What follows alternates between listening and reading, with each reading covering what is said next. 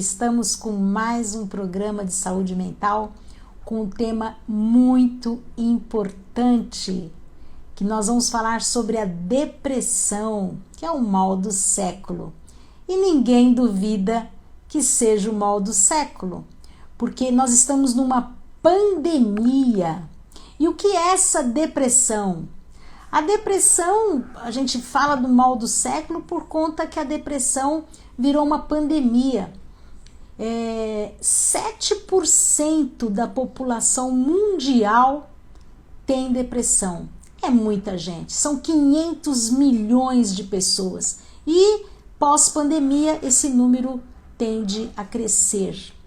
Ela evoca alguns aspectos, na realidade é uma doença do humor, que ela acomete os aspectos psíquicos, orgânicos, sociais e espirituais. Então eu quero trazer um pouquinho esse enfoque desse tema importante que é a depressão, que é uma doença da alma. Muito difícil falar isso porque é paralisante. Ela pode ter uma intensidade leve, moderada e grave. A leve você leva a vida, legal, com certa dificuldade, mas você leva a vida. Talvez uma terapia apenas, não precisa nem necessariamente um psiquiatra, você consegue fazer um exercício físico, você consegue se animar. A moderada, você com muito esforço, você consegue fazer as atividades da vida diária, as atividades que te davam prazer, você não quer mais fazer. É uma doença, ela é silenciosa. E ela é difícil diagnóstico. E a grave sim precisa de um psiquiatra sem sombra de dúvida, porque ela paralisa a pessoa. A pessoa não quer sair da cama. A pessoa fecha a janela e fala, esquece. Ela não quer contato social. Isso vai trazendo muitas dificuldades no diagnóstico. Por quê?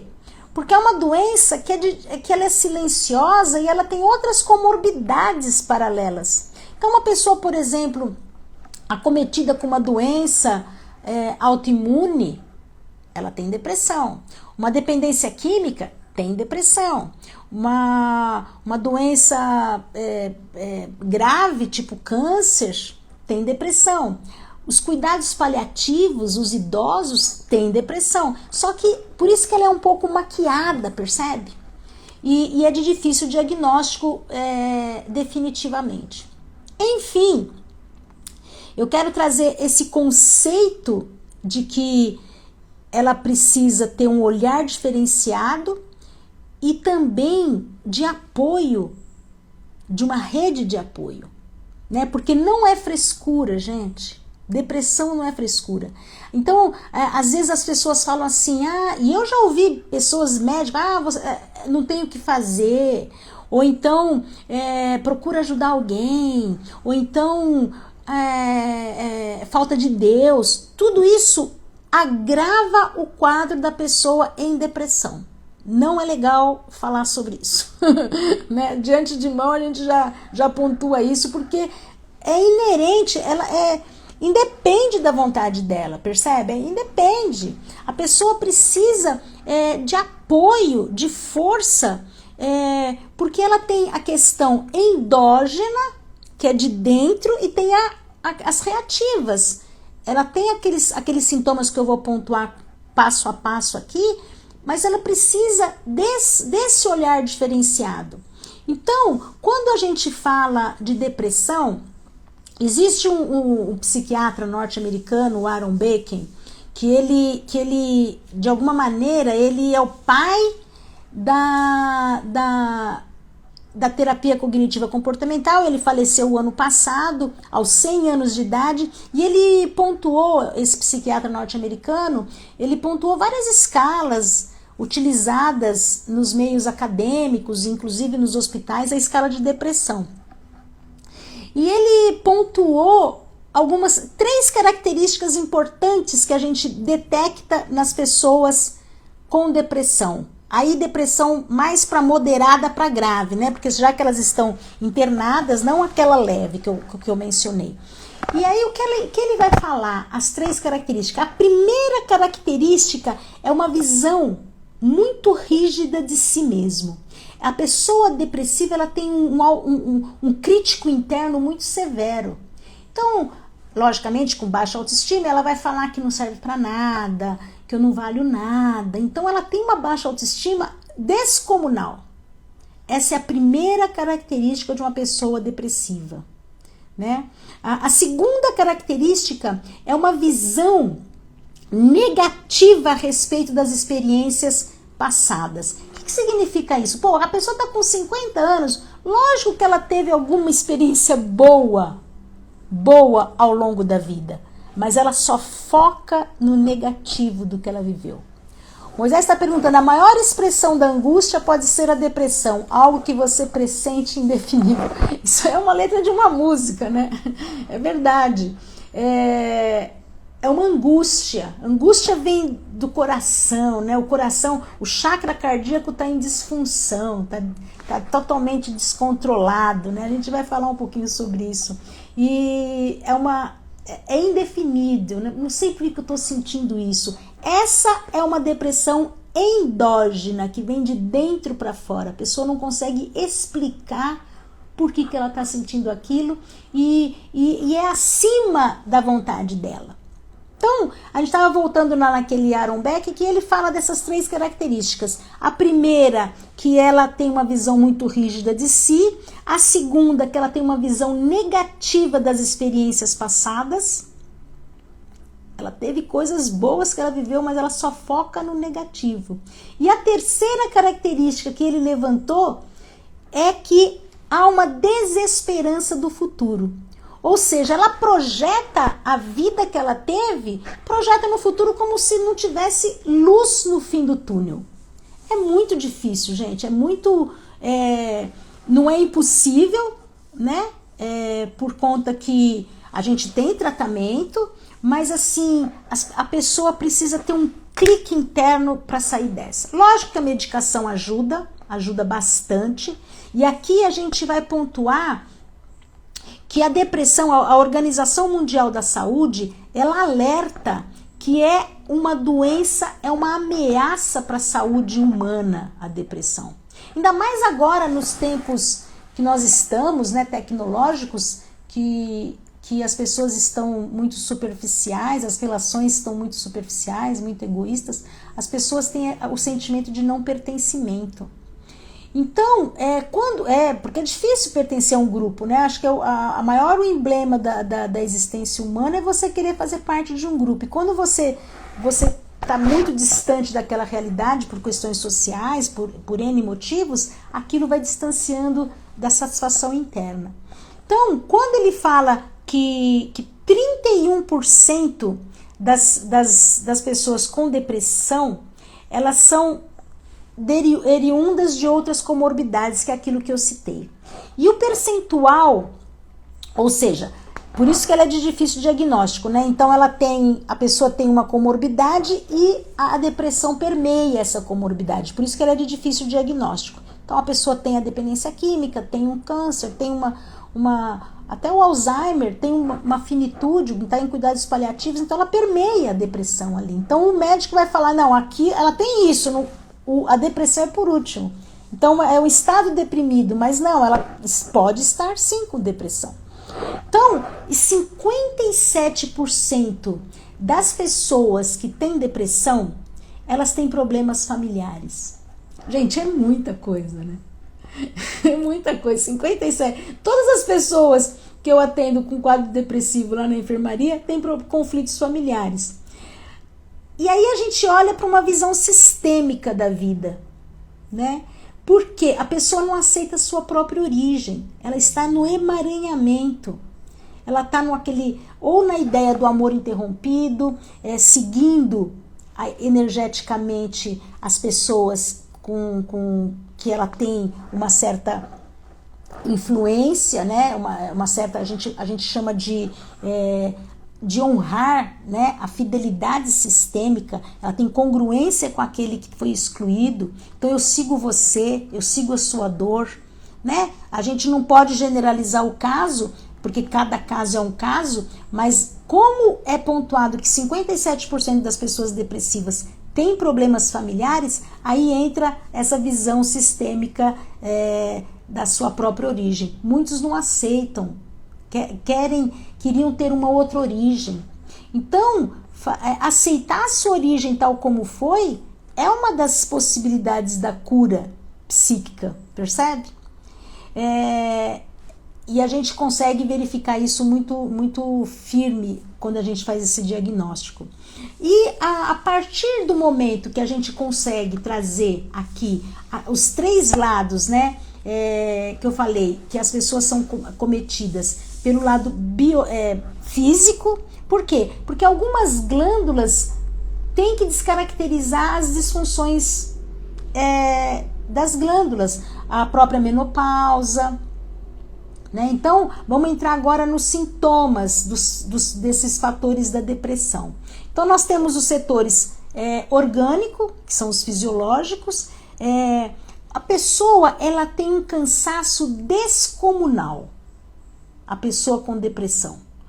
Ela quer ficar na cama deitada. Às vezes ela não faz nada, mas ela quer, sabe? É além da vontade dela. É além da vontade dela esse desejo de ficar quieta, no seu canto, isolada. Né? Então, essa é a parte orgânica. Ela tem, muitas vezes, a disfunção das glândulas, né? A gente tem que levar isso em consideração, principalmente as mulheres que têm a maior cometimento são do gênero feminino. Os homens também deprimem, mas eles simulam muito, eles disfarçam bem, sabe? Porque aquela questão também do machismo, né? Não, o homem não pode fraquejar, isso aí é frescura, ele é mais reagente a isso, reativos a isso. Então, mas os homens também deprimem. Tem muitas pessoas deprimidas do sexo masculino, né? De todas então, assim, é uma doença, na realidade, democrática, porque ela afeta as condições sociais, pobre, rico, sabe? Ela afeta as questões de religião, ela afeta as questões culturais, todas, né? Assim, não tem esses não. A grande parte, ela pega bastante, democrática, percebe, né? E acontece que os adolescentes agora estão cada vez mais deprimidos, né? Com depressão. Então eles se isolam, ficam quietos, que é o isolamento social. Então a gente vai trabalhar aqui, que eu queria trazer, esse conceito do orgânico, do psíquico, tá? Do social e do espiritual, para a gente ter uma visão mais ampla da depressão, que eu acho que é legal, né, a gente abordar isso. Então, o orgânico é aquilo, a gente tem que descaracterizar as questões clínicas, mas ela tem um cansaço no corpo, indefinido, não sabe por quê. Né? Na parte psíquica, né, o pensamento são pensamentos negativos, ela tem um autocrítico severo de si. Tudo isso, lembra que eu falei? Pensamento atrai um sentimento, que o sentimento é uma emoção, a emoção é um comportamento. Comportamento é um comportamento de isolamento.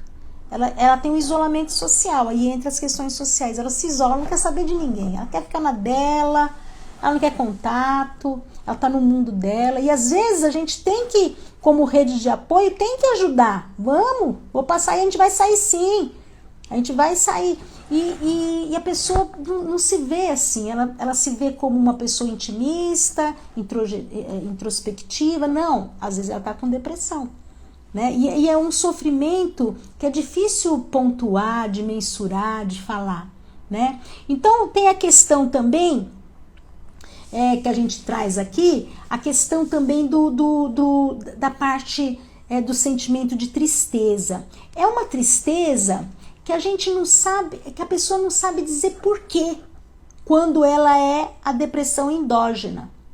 Quando é uma depressão reativa, que a gente chama de secundária, ela teve um motivo externo que levou ela a deprimir. Ou ela perdeu um ente querido, ou ela perdeu o emprego, e ela tem que ter ela tem que ser, durar a maior parte do tempo do dia e pelo menos ter sido sequencial por pelo menos 4 semanas, para a gente detectar se é uma depressão. Não pode ser uma tristeza específica de um momento. Hoje eu estou melancólica. Não, não é isso a depressão. Né? Então, a depressão tem alguns sintomas, umas características, ela tem que estar persistindo por algum tempo, tá? Minimamente, e para a gente classificar a intensidade de intensa, de grave, ela precisa estar paralisando mesmo as atividades. Então, a pessoa, psiquicamente, ela gostava de algumas atividades que ela não tem mais prazer em fazer, percebe? Então, ela vai ficando com uma desesperança. O termo desesperança é muito utilizado. Ela fala assim, eu não vejo beleza na vida. Os casos, a maioria, né, 67% dos casos de suicídio são decorrentes da depressão. Então, a depressão, ela precisa ser tratada. Ela precisa ser tratada porque a pessoa tem uma baixa autoestima muito severa, sabe? E pode gerar a morte, os casos de depressão. Por isso que é uma doença séria e a Organização Mundial de Saúde alerta para isso. Ela tem uma repulsa de si mesma, ela não sabe dizer. E ela tem um sentimento de culpa, de autodesvalorização muito forte. A culpa, a gente vai trazer, mentalmente, ela precisa fazer reprogramação mental. Ela precisa mudar essa reprogramação mental dela. Na terapia a gente trabalha isso. E sente muita solidão. Você sabe que a solidão, ela é você sentir-se só no meio de uma multidão. A pessoa está numa multidão e se sente só. É diferente da solitude, né? A solitude é você estar bem e ficar com você mesmo. Eu estou aqui bem, hoje eu não quero sair, eu estou bem comigo. Isso é positivo. Aí é uma solitude, sabe, Vânia? Quando você tem a solidão, você pode estar no meio de várias pessoas e estar se sentindo solitária. Você está desambientada ali. A pessoa com depressão, ela está desambientada daquele lugar. Não tem papo, não tem beleza na vida, não tem alegria. Ela só ressalta as coisas tristes. Por isso que a gente chama de doença da alma. E ela se isola. Ela se isola na realidade, sabe? Ela se isola... Ela só traz lembranças dolorosas das experiências que ela teve. Ela teve várias coisas boas, né? Nada está bom, exatamente. Nada para ela está bom, não tem alegria. A pessoa, nossa, por que ela está triste? Ela não sabe definir por quê. Por isso que a gente precisa ficar esperto, né? Lógico que se a gente for pegar, se a gente for montar uma anamnese e a gente ver os conceitos psicossociais que envolvem a relação dela, a gente vai perceber, então ela tá assim por conta disso que ela tá passando. Porque a vida, a vicissitude humana faz parte, né? As dificuldades, as adversidades da vida faz parte da vida. Então a gente precisa... não são as coisas que acontecem na vida, mas como nós reagimos às coisas que acontecem na vida que norteia desse estado de humor. Lembrando que é um estado de humor. A depressão é uma doença do humor.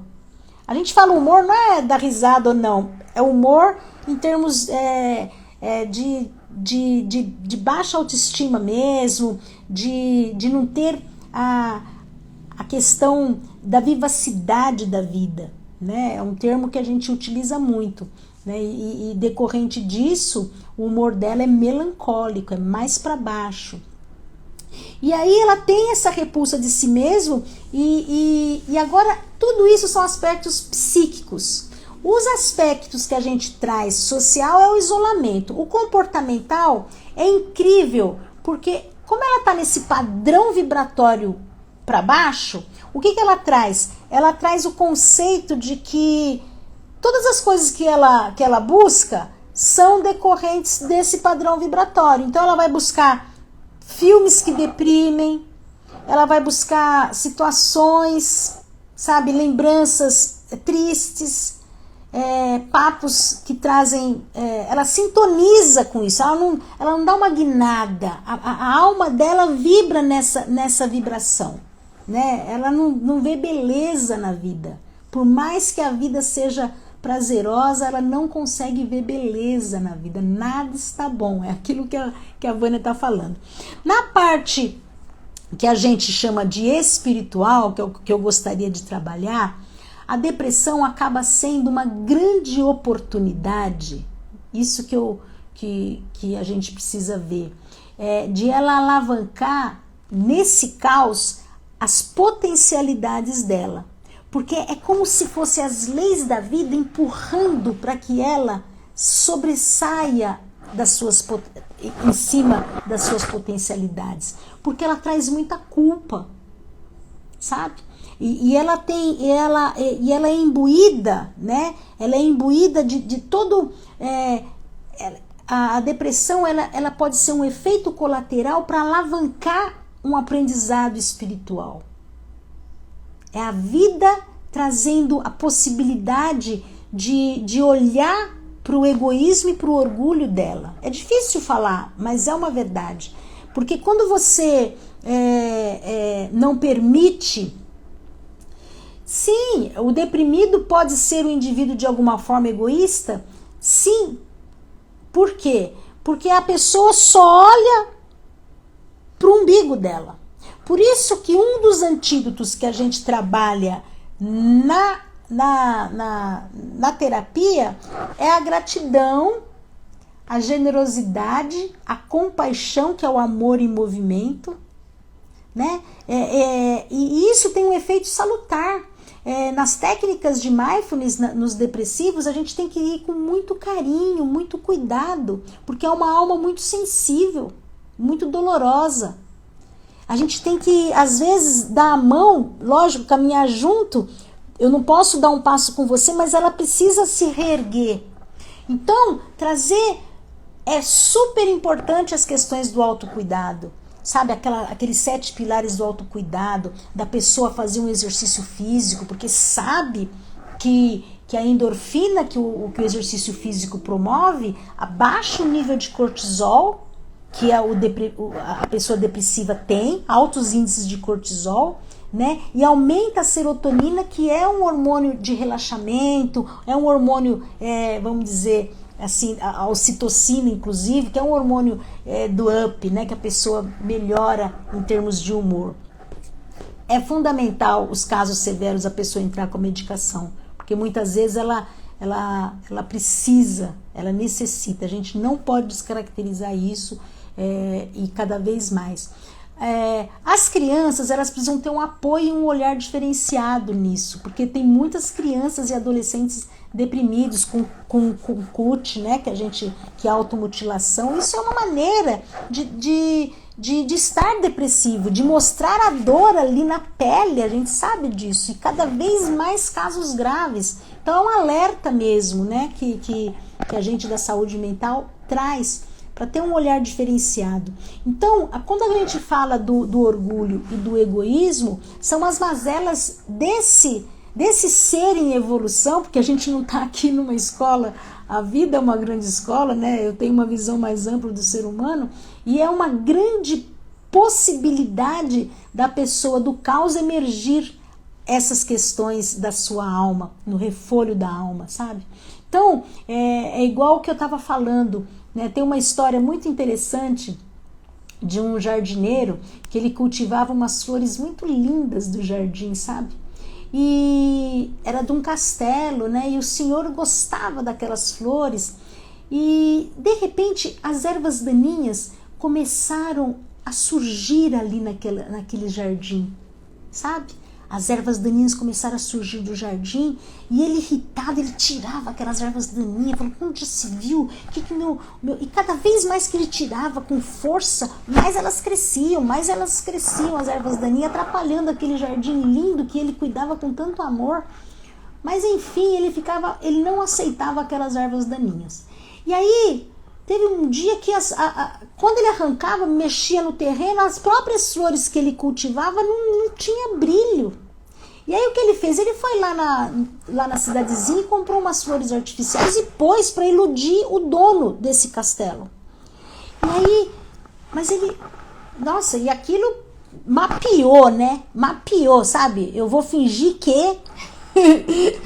Só aquela coisa de fingir que... Mas aí ele ficou triste, porque ele falou assim, poxa, eu não estou sendo verdadeiro comigo. E ele começou a chorar, falou assim, poxa, eu perdi a habilidade de cultivar flores, né, do meu jardim. E aí, de repente, passou um outro sábio, antigo, jardineiro também, e falou, mas que você está chorando? Eu falei assim, e ele contou, eu falei, vou abrir meu coração, sabe? Eu sempre cultivei flores, mas agora no meu jardim aparecem as ervas daninhas, onde já se viu isso?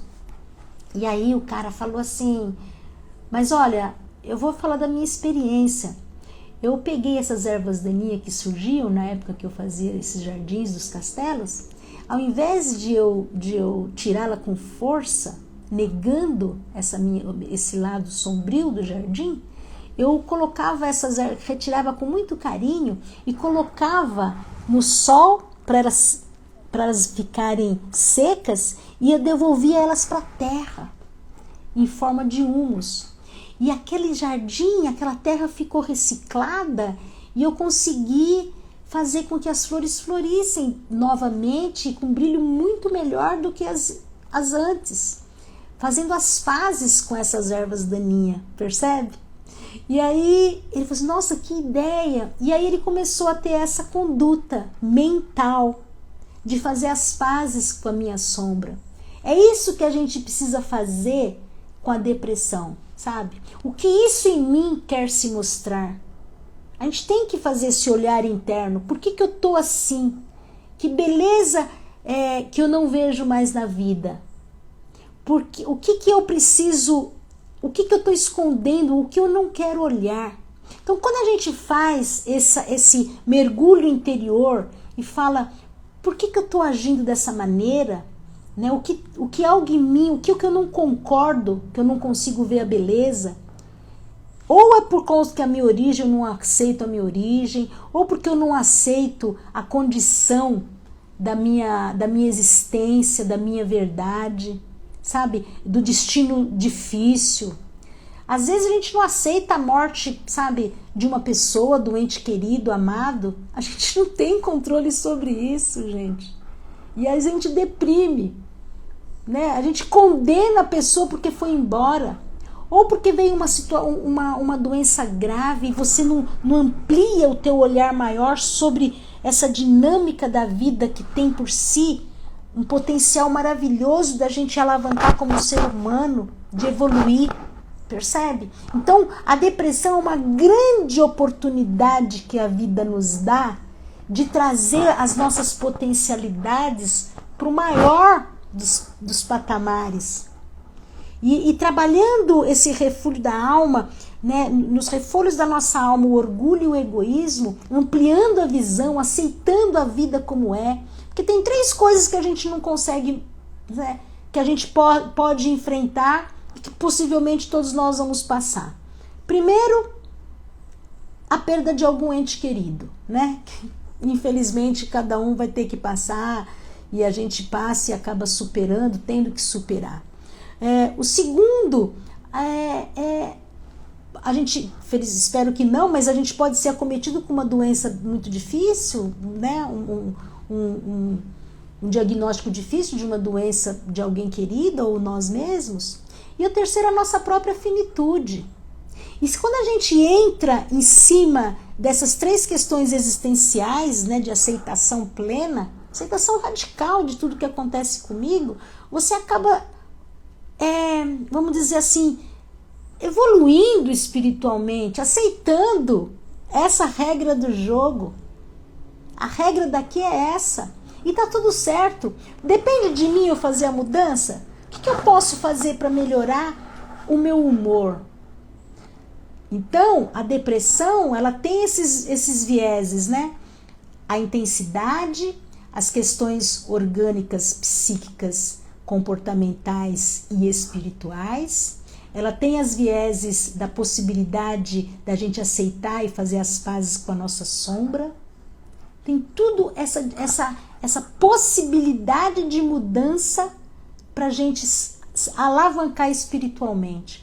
Eu vejo assim, e é incrível quando a gente fala da depressão de uma maneira que a gente não consegue mergulhar para dentro, a gente não consegue achar a nossa causa, né? O porquê que isso tá, onde foi, o que eu preciso mudar, porque é a vida te empurrando para você fazer a mudança. Onde a vida, a mudança. A gente não controla isso. Onde a vida, a mudança. Então essas possibilidades, ela é imensuráveis e a gente tem que desenvolver em nós a gratidão. A gratidão, a compaixão, que é o amor em movimento. Esses dois são os maiores antídotos contra a depressão. Os maiores. Lógico que é o que eu estou falando, né? Não estou descaracterizando aqui que casos moderados e graves, como eu falei inicialmente, a gente precisa de um atendimento psiquiátrico, né? Psicoterapia sempre, nesse caso. Mas a gente precisa verificar o que isso em mim quer se mostrar. Qualquer coisa que a vida venha, porque a doença vem como um caminho, fala o que é isso que veio para mim que eu preciso mudar.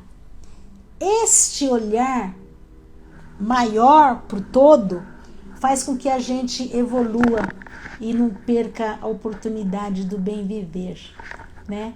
É isso mesmo, queridos. É muito bom estar aqui, né, semanalmente falando desses assuntos. Sexta-feira que vem eu quero falar do transtorno afetivo bipolar, né? Uma das comorbidades que eu mais vejo lá na enfermaria da psiquiatria, que são os transtornos, também uma doença de transtorno de humor, mas ela oscila. Da onde vem essa oscilação? E eu quero trazer isso. E para quem tem me acompanhado, às quartas-feiras eu estou trazendo aqui no Conexão Mente-Corpo, porque eu acho que a gente é uma unidade, né, mente-corpo, a gente não está longe de ser uma dicotomia, a gente precisa fazer essa união, né, da razão com o coração, para a gente seguir feliz a vida, às quartas-feiras às 20h30. 20h30 a gente está aí trazendo sempre um tema, uma prática. Então é isso, indiquem aí para seus amigos, essa live vai ficar gravada e a gente se encontra na próxima oportunidade. Um beijo, fiquem com Deus. Tchau.